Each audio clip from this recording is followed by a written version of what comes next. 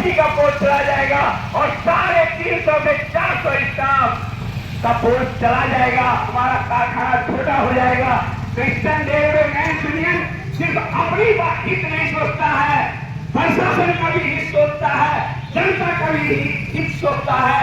अगर यहाँ पोस्ट ही नहीं रहेगा तो वैकेंसी कैसे होगा? हमारा जो अप्रेंटिस भाई बैठा हुआ है, इसको लड़के कोटा कराए हैं, तो कहां से वो बहाल होगा?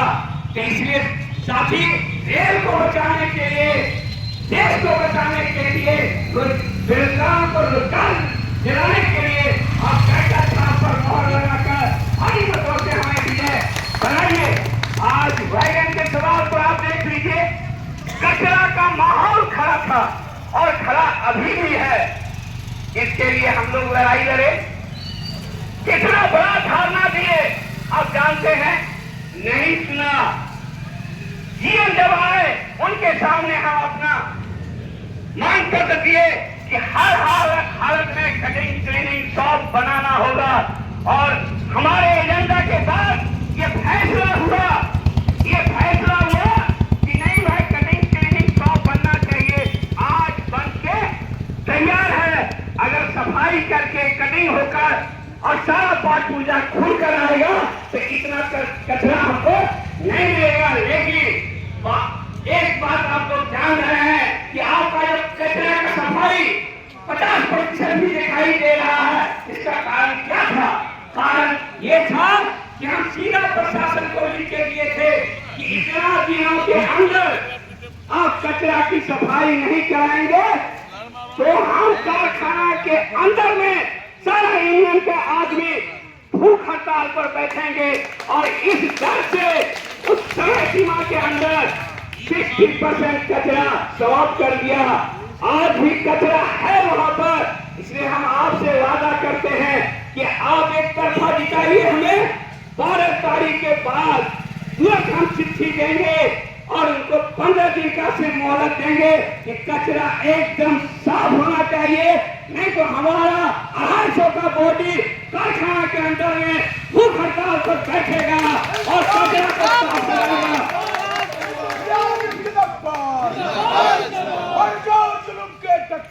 संघर्ष हमारा नारा है।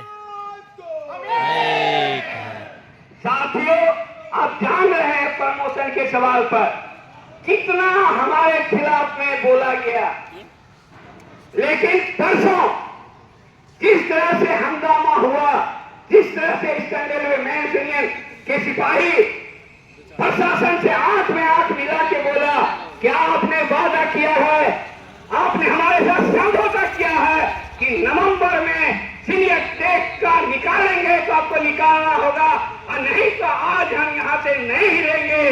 तो सीडब्ल्यूएम के आदेश पर और फिर डिप्टी सीपीओ निकाले।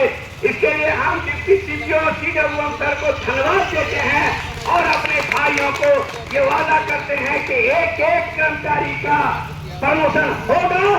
और जो लोग डीजल के भाइयों को भड़का रहे थे उनसे हम आज पूछना चाहते हैं कि अगर है हिसाब या अगर तुम्हारे अंदर में दम है तो यहाँ आके माइक पर बोलो, 198 आदमी का प्रमोशन हो रहा है, इतना बड़े स्केल पर कैसे होगा?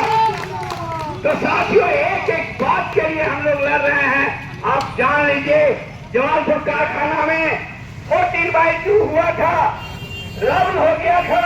उस समय 8 ज्यादा हमारे ब्रांच सेक्रेटरी हुआ करते थे और उन्होंने 14/2 में गया हुआ कर्मचारी का नौकरी दिलाने का काम किया।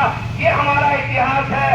वीरेंद्र जी जब सेक्रेटरी थे तो एक कर्मचारी बफर में दब के मर गया था जरूरत में। उस समय सबसे बड़ी समस्या हो गया था कि उस बच्चे का शादी नहीं हुआ था।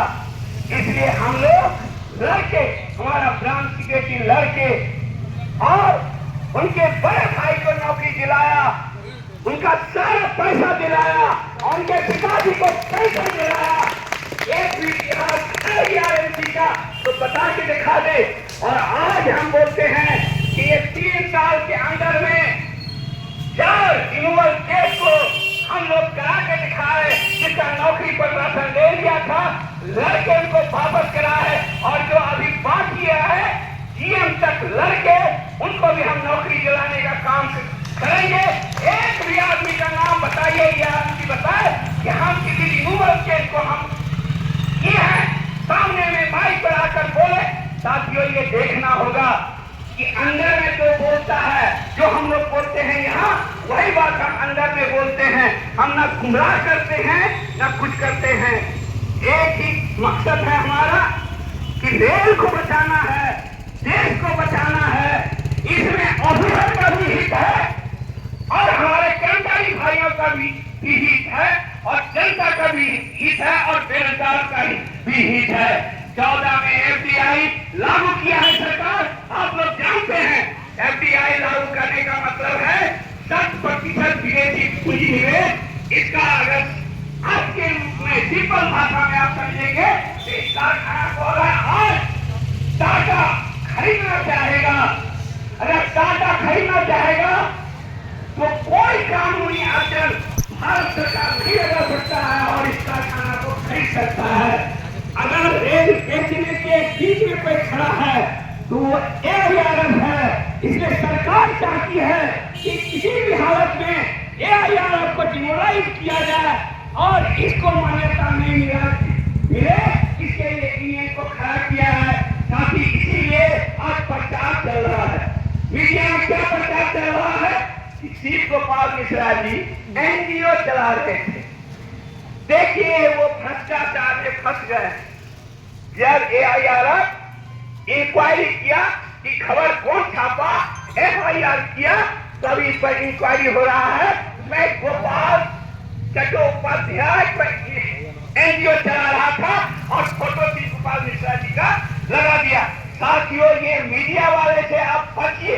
मेरा एक बात साफ कहना है यूपीएस में कि 50% का जो पेंशन